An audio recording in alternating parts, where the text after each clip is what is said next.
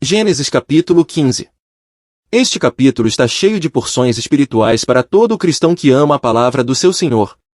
Os destaques principais que vamos tratar são: primeiro, o Senhor faz um pacto com Abraão. Segundo, filho e herdeiro. Terceiro, a fé de Abraão. Quarto, filhos e filhas pela graça. Quinto, herança e sofrimentos. Sexto, Cristo sofreu por nós. Sétimo, sofrer com Cristo. E vamos concluir este capítulo com a visão profética de Abraão. Este capítulo começa dizendo: depois destas coisas veio a palavra do Senhor a Abrão em visão, dizendo: não temas, Abrão, eu sou o teu escudo, o teu grandíssimo galardão. O Senhor não quis que o seu servo fosse prejudicado rejeitando as ofertas deste mundo. Foi infinitamente melhor para Abraão encontrar-se abrigado atrás do escudo do Senhor do que tomar refúgio sob a proteção do rei de Sodoma e ter antecipado o seu grandíssimo galardão, em vez de aceitar na fazenda de Sodoma. A posição que Abraão ocupa no primeiro versículo deste capítulo é admiravelmente expressiva da posição na qual a alma é introduzida pela fé de Cristo. O Senhor era o seu escudo, para que ele pudesse descansar em ele, e o seu galardão para que pudesse esperar em ele. Assim é agora com o crente, ele acha a sua paz, o seu descanso e a sua segurança em Cristo. Nenhuma flecha do inimigo pode penetrar o escudo que protege o crente mais fraco em Jesus. E quanto ao futuro, Cristo preenche o precioso quinhão. Preciosa esperança. Uma parte que nunca poderá ser esgotada, uma esperança que nunca nos envergonhará. Estão ambas infalivelmente seguras pelos desígnios de Deus e a expiação de Cristo. A sua posse presente é por meio do Espírito Santo que habita em nós. Sendo este o caso, é evidente que se o crente seguir uma carreira mundana, ou se entregar a desejos mundanos ou carnais, não pode possuir o escudo nem o galardão.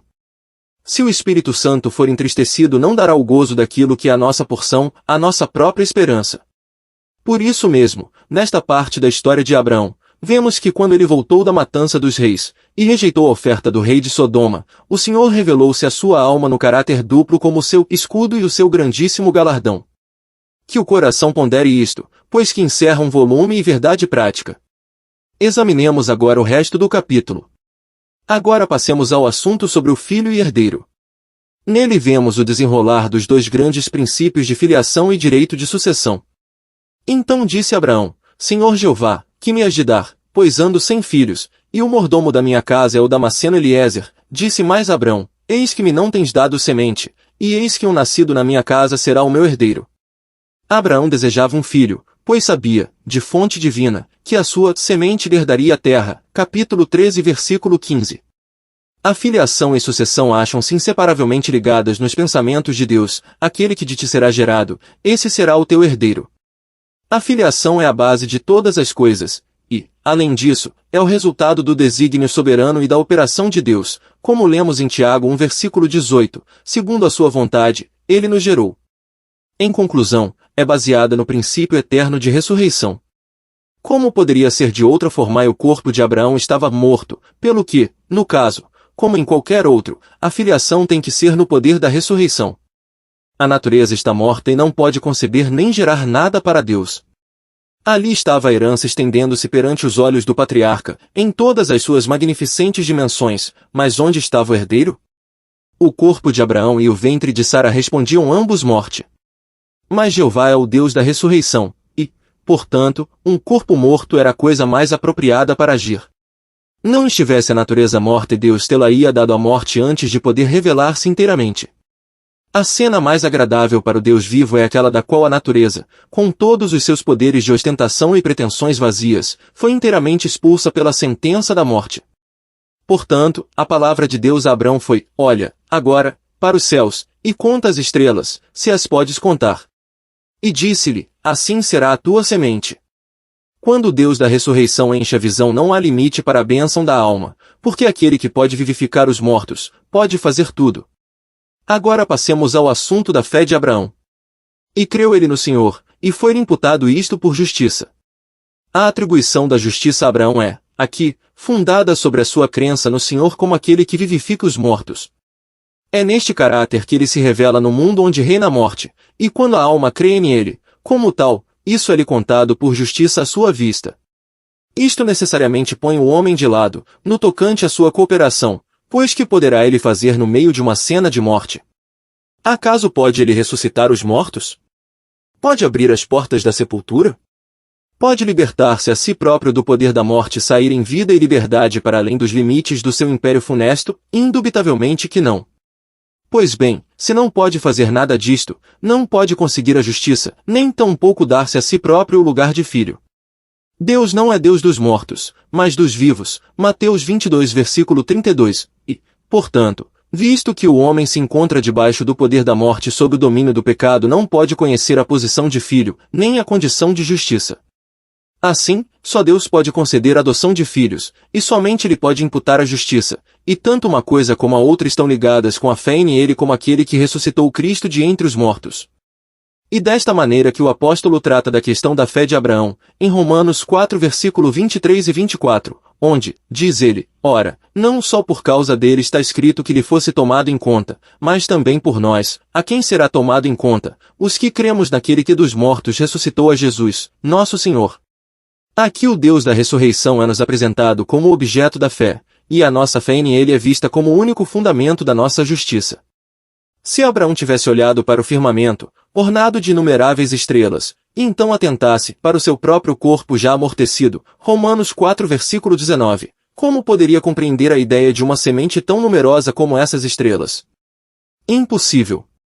Porém, ele não atentou para o seu próprio corpo, mas para o poder do Deus de ressurreição, e, visto que esse era o poder que havia de produzir a semente, podemos ver facilmente que as estrelas do céu e a areia na praia do mar são, na verdade, apenas figuras fracas, pois que objeto natural poderia, possivelmente, exemplificar o efeito desse poder que ressuscita os mortos? Assim também, quando um pecador ouve as boas novas do Evangelho, se olhasse para a luz imaculada da presença divina, e então atentasse para as profundezas desconhecidas da sua natureza pecaminosa, bem poderia exclamar, como poderei jamais chegar ali? Como poderei jamais ser digno de habitar nessa luz? Onde está a resposta? Nele mesmo? Não, graças a Deus, mas é naquele bendito Senhor que foi do seio do Pai até a cruz e a sepultura, e dali para o trono, enchendo assim, na sua pessoa e obra, o espaço compreendido entre esses dois extremos. Não pode haver nada mais elevado do que o seio de Deus, o lugar eterno de habitação do Filho, e nada mais baixo do que a cruz e a sepultura, mas, verdade espantosa, encontramos Cristo em todos esses lugares. Eu encontro-o no seio do Pai, e encontro zero na sepultura. Ele entrou na morte a fim de poder deixar atrás de si, no pó dela, o peso completo dos pecados e das iniquidades do seu povo.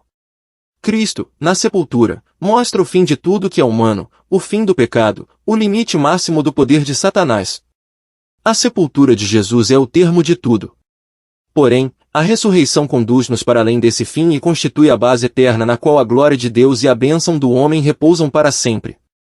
No momento em que o olhar da fé repousa num Cristo ressuscitado, há uma resposta triunfal a todas as interrogações quanto ao pecado, o juízo, a morte e a sepultura. Aquele que enfrentou, divinamente, tudo isto está vivo de entre os mortos, e tomou seu lugar nos céus à destra da majestade. E, não somente isto, mas o Espírito desse Senhor ressuscitado e glorificado constitui o crente num filho. O crente é vivificado por meio da sepultura de Cristo, como lemos, quando vós estáveis mortos nos pecados e na incircuncisão da vossa carne, vos vivificou juntamente com ele, perdoando-vos todas as ofensas. Colossenses 2 versículo 13. Agora passemos ao assunto sobre os filhos e filhas pela graça. Portanto, a filiação, sendo fundada na ressurreição, acha-se ligada com a justificação, perfeita justiça, perfeita liberdade de tudo que podia, de qualquer modo, ser contra nós. Deus não podia ter-nos na sua presença com o nosso pecado sobre nós. Ele não poderia permitir uma simples mancha ou nódoa de pecado sobre os seus filhos e filhas. O pai não pôde ter o pródigo à sua mesa com os andrajos do país distante sobre ele. Podia sair de casa para o encontrar andrajoso. Podia lançar-se-lhe ao pescoço e beijá-lo, estando ele ainda com esses andrajos. Era digno e admiravelmente típico da sua graça fazer assim, mas assentá-lo à sua mesa com os seus andrajos nunca poderia ser. A graça que fez sair o pai para se encontrar com o pródigo reina por meio da justiça que trouxe o pródigo ao pai. Não teria sido graça se o pai tivesse esperado que o filho se ataviasse com as vestes da sua própria aquisição, e não teria sido justo trazê-lo para casa nos seus andrajos. Porém a graça e a justiça brilharam em todo o seu respectivo esplendor e beleza quando o pai saiu e se lançou ao pescoço do pródigo. Contudo, isso não lhe deu um lugar à mesa até ele estar vestido e ataviado de uma maneira apropriada a essa alta e feliz posição. Deus, em Cristo, desceu ao grau mais baixo da condição moral do homem, para que, inclinando-se, pudesse elevar o homem ao grau mais elevado de bem-aventurança, em comunhão consigo. De tudo isto deduz-se que a nossa filiação, com todos os seus consequentes privilégios e dignidade, não depende absolutamente de nós. Temos precisamente tanto que fazer nesse sentido como o corpo amortecido de Abraão e o ventre amortecido de Sara tinham que ver com uma semente tão numerosa como as estrelas que ornamentam os céus, ou como a areia na praia. É tudo obra de Deus. Deus o Pai delineou o plano, Deus o Filho lançou o fundamento, e Deus o Espírito Santo levantou a superestrutura, e sobre esta superestrutura lê-se a inscrição, pela graça, pela fé, sem as obras da lei. Agora passemos ao assunto da herança e sofrimentos. Mas em seguida o capítulo apresenta-nos outro assunto muito importante, a saber, o direito de sucessão. Havendo sido estabelecida a questão de filiação e justificação, e incondicionalmente estabelecida, o Senhor disse a Abraão, eu sou o Senhor, que te tirei de Ur dos Caldeus, para dar-te a ti esta terra, para a herdares. Aqui temos a grande questão do direito de sucessão e do caminho peculiar que os herdeiros escolhidos devem trilhar antes de alcançarem a herança prometida. E, se nós somos filhos, somos logo herdeiros também, herdeiros de Deus e co-herdeiros de Cristo, se é certo que com ele padecemos, para que também com ele sejamos glorificados. O nosso caminho para o reino encontra-se através do sofrimento, aflições e tribulações, mas, graças a Deus, nós podemos dizer pela fé, as aflições deste tempo presente não são para comparar com a glória que em nós há de ser revelada. Romanos 8 versículo 17 e 18. Mais ainda, sabemos que a nossa leve e momentânea tribulação produz para nós um peso eterno de glória muito excelente, segundo Coríntios 4 versículo 17. E finalmente também nos gloriamos nas tribulações, sabendo que a tribulação produz a paciência, e a paciência, a experiência, e a experiência, a esperança. Romanos 5 versículo 3 e 4. E uma grande honra e um privilégio verdadeiro sermos autorizados a beber do cálice do nosso bendito Mestre, e sermos batizados com o seu batismo, para viajarmos em bem-aventurada companhia com ele ao longo da estrela que conduz diretamente à gloriosa herança. O herdeiro e os co-herdeiros alcançam a herança pelo caminho do sofrimento. Agora passemos ao assunto sobre Cristo que sofreu por nós. Mas não se esqueça que o sofrimento de que os co-herdeiros participam não tem elemento penal em si. Não é o sofrimento às mãos da justiça infinita, por causa do pecado. Tudo isso foi plenamente julgado na cruz, quando a vítima divina curvou a sua sagrada cabeça debaixo do golpe. Porque também Cristo padeceu uma vez pelos pecados, 1 Pedro 3 versículo 18, e essa vez foi na cruz e em nenhuma outra parte. Ele nunca sofreu pelos pecados antes, e nunca mais poderá sofrer pelos pecados, mas, agora, na consumação dos séculos, o fim de toda a carne, uma vez se manifestou, para aniquilar o pecado pelo sacrifício de si mesmo, Hebreus 9 versículo 26. Cristo ofereceu-se uma vez, Hebreus 9 versículo 28. Há dois modos de encarar os sofrimentos de Cristo. Primeiro, como moído por Jeová. Segundo, como rejeitado pelos homens. No primeiro caso, ele esteve só. No último, nós temos a honra de estar associados com ele. No primeiro caso, repito, ele estava só, pois quem poderia estar com ele? Ele suportou a ira de Deus, sozinho, desceu em solidão ao vale áspero que nunca foi lavrado nem semeado, Deuteronômio 21 versículo 4, e onde liquidou, para sempre, a questão dos nossos pecados. Com isto nada tivemos a fazer, embora sejamos devedores a isso eternamente de tudo. Ele combateu o combate e ganhou a vitória, sozinho, mas divide os despojos conosco. Ele esteve em solidão no lago horrível, um charco de lodo, Salmos 40 versículo 2, mas diretamente pôs os seus pés na rocha eterna da ressurreição, e associa-nos com ele. Ele soltou o brado, sozinho, mas canta o novo cântico rodeado de companhia, Salmos 40 versículo 2 e 3. Agora passemos ao assunto sobre sofrer com Cristo. Ora a questão é esta, recusaremos nós sofrer as mãos do homem com aquele que sofreu as mãos de Deus por nós? Que é, em certo sentido, uma interrogação. É evidente, devido ao uso constante que o Espírito faz da palavra se, em ligação com ela. Se é certo que com ele padecemos, Romanos 8 versículo 17. Se sofrermos, também com ele reinaremos, 2 Timóteo 2 versículo 12. Não existem tais condições quanto à filiação.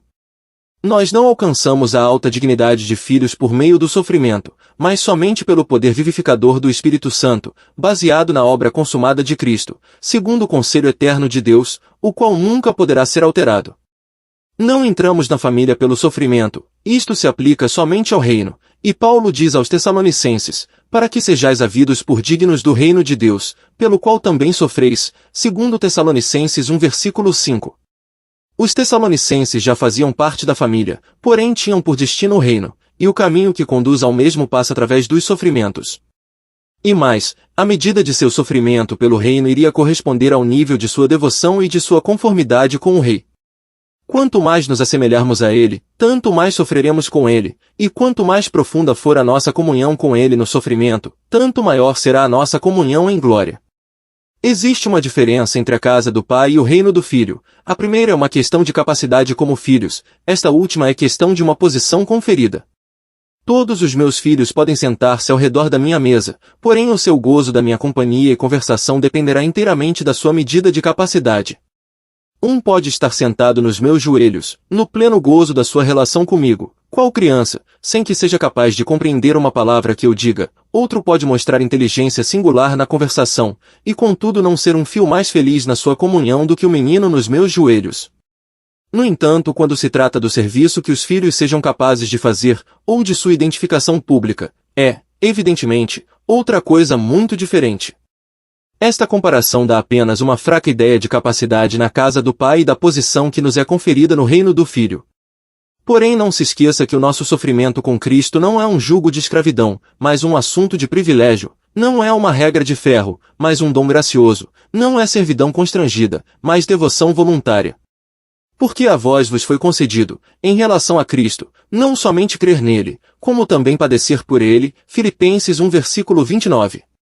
Além disso, não resta dúvida de que o segredo verdadeiro do sofrimento por Cristo é ter as afeições do coração centralizadas em ele. Quanto mais eu amar Jesus, mais perto estarei dele, e quanto mais perto eu andar com ele, mais fielmente o imitarei, e quanto mais fielmente eu o imitar, mais sofrerei com ele. Assim tudo resulta do amor por Cristo, e daí é uma verdade fundamental que nós o amamos porque ele nos amou primeiro. Nisto, como em tudo mais, tenhamos cuidado com o espírito do legalismo, pois não deve pensar-se que um homem, com o jugo do legalismo no pescoço, está sofrendo por Cristo. Enfim, é muito para recear que uma tal pessoa não conhece Cristo, não conhece a bem-aventurança da filiação, não foi ainda estabelecida em graça, está, pelo contrário, procurando alcançar a família por meio das obras da lei, em vez de chegar ao reino pelo caminho do sofrimento. Por outro lado, certifiquemo-nos de que não estamos com medo do cálice batismo do Senhor. Não devemos professar possuir os benefícios que a sua cruz nos garante, enquanto recusamos a rejeição que essa cruz inclui. Podemos ter a certeza que o caminho para o reino não é alumiado pelo brilho do sol do favor deste mundo, nem coberto com as rosas da sua prosperidade. Se um cristão progride no mundo tem motivos para compreender que não está andando em companhia de Cristo. Se alguém me serve, siga-me, e onde eu estiver, ali estará também o meu servo. João 12 versículo 26. Qual foi o fim da carreira terrestre de Cristo? Foi uma posição elevada e de influência neste mundo? De modo nenhum. Então, ele encontrou seu lugar na cruz, entre dois malfeitores condenados. Mas, dir-se-á, Deus estava em tudo isto. Certamente, porém o homem estava nisto igualmente, e esta última verdade é o que deve assegurar, inevitavelmente, a nossa rejeição pelo mundo, se tão somente andarmos em companhia de Cristo. A companhia de Cristo, que nos leva ao céu, lança-nos fora da terra, e falar daquela verdade enquanto se desconhece está é prova de que há alguma coisa que está mal. Se Cristo estivesse agora no mundo, qual seria a sua conduta? Qual seria o fim dela? Onde acabaria? Gostaríamos nós de andar com ele? Devemos responder a estas interrogações debaixo do gume da palavra de Deus e perante o olhar do Todo-Poderoso, e que o Espírito Santo nos faça fiéis a um Senhor ausente, um Senhor que é rejeitado e foi crucificado. Aquele que anda em espírito será cheio de Cristo, e, sendo cheio dele, não se preocupará com o sofrimento, mas sim com aquele por quem sofre. Se o nosso olhar estiver fixado em Cristo, o sofrimento será como nada em comparação com o gozo presente e a glória futura. O assunto do direito de sucessão levou-me mais longe que eu esperava, todavia não me arrependo disso, visto ser de importância considerável. Vamos finalizar tratando da visão profética de Abraão. Vejamos agora rapidamente a visão de profundo significado que Abraão teve, tal como nos é apresentada nos últimos versículos deste capítulo. E, pondo-se o sol, um profundo sono caiu sobre Abraão, e eis que grande espanto e grande escuridão caíram sobre ele. Então, disse Abrão, saibas, de certo, que peregrina será a tua semente em terra que não é sua, e servi-los-á, e afligi-la 400 anos. Mas também eu julgarei a gente a qual servirão, e depois sairão com grande fazenda. E sucedeu que, posto o sol, houve escuridão, e eis um forno de fumaça, e uma tocha de fogo que passou por aquelas metades. A história de Israel é toda resumida nestas duas figuras, o forno e a tocha de fogo. Aquele mostra-nos os períodos da sua história nos quais foram levados a sofrimento e provações, como, por exemplo, o longo período da escravidão do Egito, a sua sujeição aos reis de Canaã, o cativeiro babilônico e a sua dispersão presente condição de exilados. Durante todos estes períodos da sua história, eles podem ser tidos como passando pelo forno de fumaça. Deuteronômio 4 versículo 20, 1 Reis 8 versículo 51, Isaías 48 versículo 10. Em seguida, na tocha de fogo, temos aquelas fases na história de Israel cheia dos acontecimentos em que o Senhor veio em seu socorro, tais como a sua libertação do Egito, por mão de Moisés, a sua libertação do poder dos reis de Canaã, por meio do ministério dos juízes, o regresso da Babilônia, por meio do decreto de Ciro, e a sua libertação final quando Cristo aparecer em glória. A herança tem de ser alcançada através do forno, e quanto mais negro for o fumo do forno, tanto mais brilhante e alegre será a tocha da salvação de Deus. Nem este princípio é apenas limitado ao povo de Deus, como um todo, aplica-se, precisamente da mesma maneira, aos indivíduos. Todos quantos jamais alcançaram um lugar de eminência como servos têm passado pelo forno, antes de terem o prazer da tocha. Grande espanto e grande escuridão passaram sobre o espírito de Abraão. Jacó teve que passar 20 anos de trabalho penoso na casa de Labão. José achou o seu forno de aflição nas prisões do Egito. Moisés passou 40 anos no deserto. Assim tem que ser com todos os servos de Deus. Primeiro tem que ser experimentados, para que, sendo tidos por fiéis, possam ser postos no ministério. O princípio de Deus, com respeito àqueles que o servem, é revelado nas palavras de Paulo, não neófito, para que, ensoberbecendo-se, não caia na condenação do diabo. 1 Timóteo 3 versículo 6. Uma coisa é ser um filho de Deus, e outra completamente diferente ser um servo de Cristo. Eu posso amar muito meu filho, contudo, se o ponho a trabalhar no meu jardim, ele pode fazer mais mal do que bem. Por quê? É porque não é um filho querido, não, mas porque não é um servo experimentado. Isto faz toda a diferença. Parentesco e trabalho são coisas distintas. Nenhum dos filhos da rainha é, presentemente, capaz de ser o seu primeiro-ministro. Não é que os filhos de Deus não tenham todos alguma coisa que fazer, alguma coisa que sofrer, alguma coisa que aprender. Tem, inegavelmente. Todavia, é fato que o serviço público e a disciplina privada acham-se intimamente ligados nos caminhos de Deus. Aquele que mais se apresenta em público necessitará daquele espírito moderado, juízo prudente, mente dominada e mortificada, vontade vencida e tom maduro, que são o resultado belo e seguro da disciplina secreta de Deus, e ver-se-á, geralmente, que aqueles que tomam um lugar proeminente sem mais ou menos possuírem os qualificativos morais acima mencionados cairão, mais cedo ou mais tarde. Senhor Jesus, guarda os teus servos fracos muito perto da tua bendita pessoa e na concavidade da tua mão.